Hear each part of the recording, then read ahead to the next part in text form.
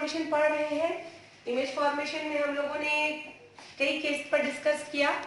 2 और एनसीईआरटी में जो केस दिया हुआ है वो अभी हम लोग डिस्कस करेंगे। ठीक है, हम लोगों ने पहले इमेज आपको ऑब्जेक्ट कहाँ रखी थी, सी से पहले, फिर सी पर रखी थी, फिर सी और एफ के बीच में रखी थी, अब एफ पर रख रहे हैं। ठीक है, तो इस तरह से हम पोजीशन चेंज कर रहे हैं तो इमेज में भी चेंजेस आएगा।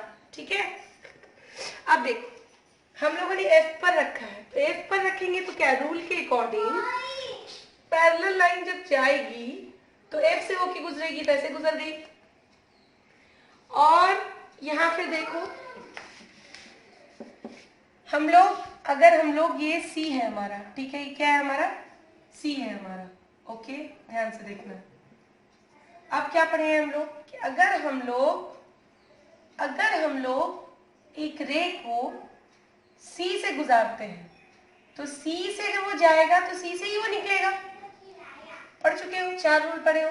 पैरेलल जाएगा तो एफ से निकलेगा, सी से जाएगा तो सी से निकलेगा, और अगर एफ से जाएगा तो पैरेलल निकलेगा, और पोल से होके जाएगा तो सेम एंगल काट के निकलेगा। ये हम लोग पढ़ चुके हैं। ठीक है, उसी रूल पर जा रहे हैं।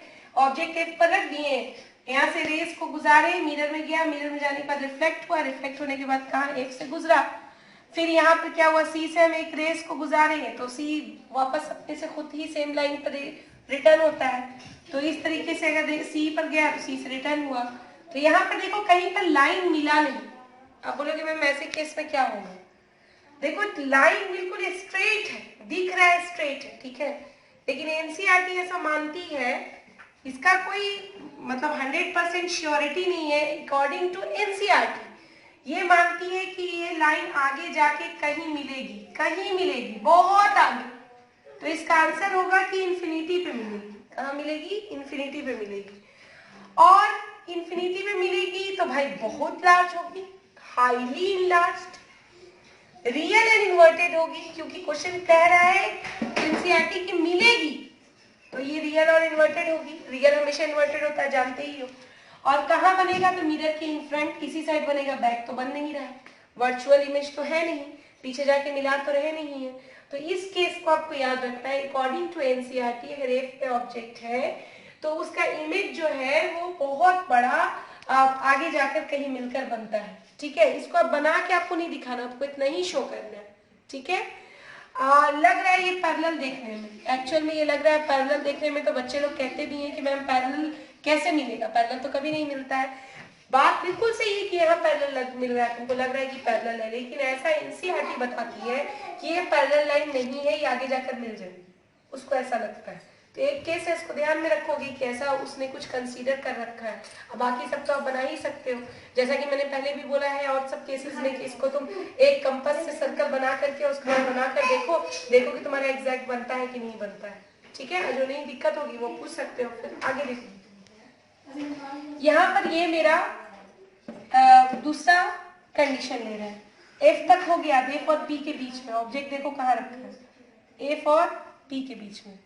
तो एफ और पी के बीच में अगर तुमने बीचों बीच, एकदम एग्जैक्ट बीच की जरूरत नहीं, मतलब इन दोनों के बीच में रखा हुआ है, तो अगर रखा गया है तो ये अगर ऐसे हम पैरेलल ले जाएंगे तो फिर एफ से गुजरेगा, ये गया, ये गुजरा, और सी से अगर गुजारेंगे तो सी से ऐसे गया, सी से ऐसे रिटर्न आ गया, तो ये देखो इधर जाके आगे फैल रहा है, तो इसके मिलने का कोई चांसेस नहीं।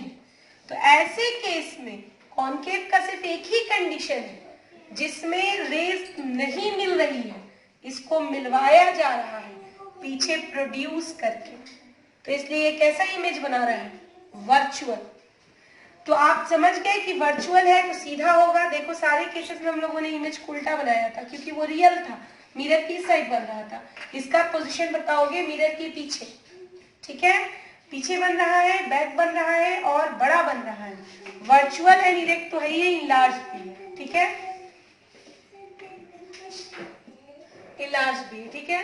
यहाँ पे ध्यान दो, अच्छे से समझने की कोशिश करो, अगर किसी तरह की कोई प्रॉब्लम है तो आप पूछ सकते हो।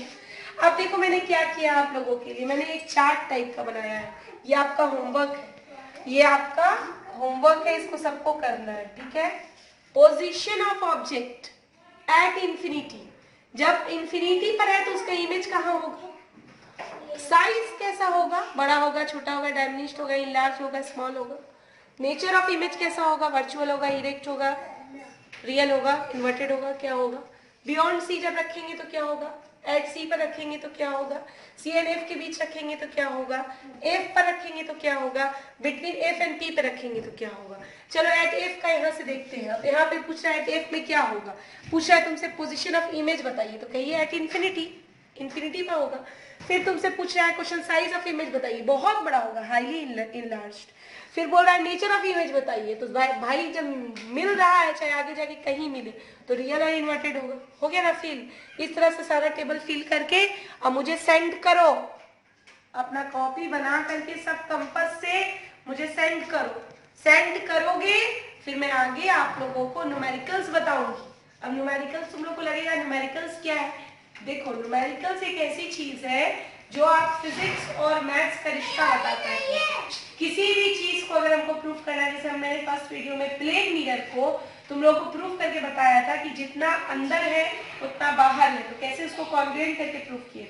तो उसी तरह से कि फिजिक्स की हर चीजें आपको न्यूमेरिकल से जुड़ जाएगी आगे जाके। अभी 10th में शुरुआत है आपका सही ढंग से, और 11th 12th में और आगे जाके तो आप फिजिक्स लगेगा कि आप मैथ्स ही पढ़ रहे हैं, इस तरह से हो जाएगा। तो इसलिए बी रेडी। और हम लोग जो हम लोग शुरुआत करेंगे न्यूमेरिकल्स का, वो पूरा बेसिक चीजें जानकर फार्मूला क्या है नहीं है, साइन कन्वेंशन, सब कुछ ईच एंड एवरीथिंग, और न्यूमेरिकल के साथ उसको कंटिन्यू करेंगे। तो ये होमवर्क बनाकर पहले भेजो जल्द से जल्द, और अगर नहीं होमवर्क बना तो फिर समझ लेना, फोन करेंगे सबके पेरेंट्स को, कहीं कोई पढ़ नहीं रहा। चलो ठीक है, थैंक यू।